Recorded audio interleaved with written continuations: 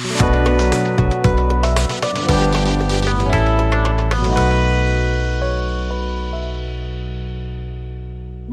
Madam. నమస్తే అమ్మా.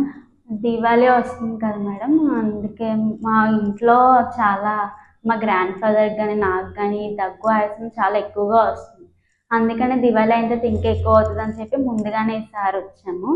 అంటే దేనికి దివాళీ అయిన తర్వాత చాలా దగ్గు ఆయాసం వస్తుంది కదా, దేనివల్ల అంటే ముందుగా ఏంటి ప్రికాషన్స్ తీసుకోవాలి?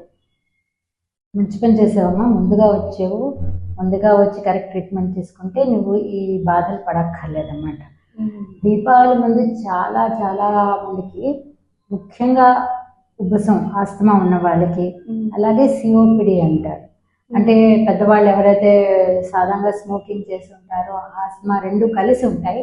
వాళ్ళకి చాలా జోరుగా ఆయాసము దగ్గు మొదలవుతాయి. చాలామంది ఎమర్జెన్సీలో అడ్మిట్ అవ్వడం కూడా జరుగుతుంది అన్నమాట. ఎందుకంటే దీపావళిలో కొంచెం క్రాకర్స్ అవి కాలుస్తారు, పొల్యూషన్ మరీ ఎక్కువైపోతుంది. ఆల్రెడీ పొల్యూషన్ ఉన్నది, దాని మీద ఇంకా ఎక్కువ అవుతుంది. అదే కాక ఈ చలికాలం మంచు వల్ల ఆ పొల్యూటెంట్స్ అన్నీ మంచులో చిక్కుకుని మనం పీలుస్తాం అన్నమాట.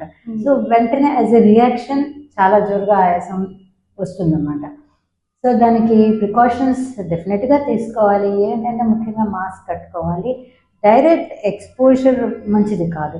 ముఖ్యంగా కొన్ని ఏవైతే మతాబాలు, ఈ స్నేక్ కాల్చేవి ఉంటాయి, చాలా పొగ వస్తుంది దానిలోంచి. అవి దానికి దూరంగా ఉండడం మంచిదన్నమాట. ఓకే. రెండోది, మీకు రాకుండా ఉండేదానికి నేను ఎప్పుడు మెడిసిన్స్ ఇస్తాను. అవి మీరు ఆ టైంలో మానేయకూడదు. మర్చిపోయాను, చాలామంది ఊరికి వెళ్తారు మర్చిపోతారు అన్నమాట అవి వాడడం, అదే టైంలో మర్చిపోతారు. సో ఆస్మా సిఓపిడిలోని రెండు రకాలు ఉంటాయి. వచ్చిన దాన్ని తగ్గించడం ఒక ఎత్తు అయితే, మనం రాకుండా ఉండే పీల్చుకునే మందులు ఉంటాయి.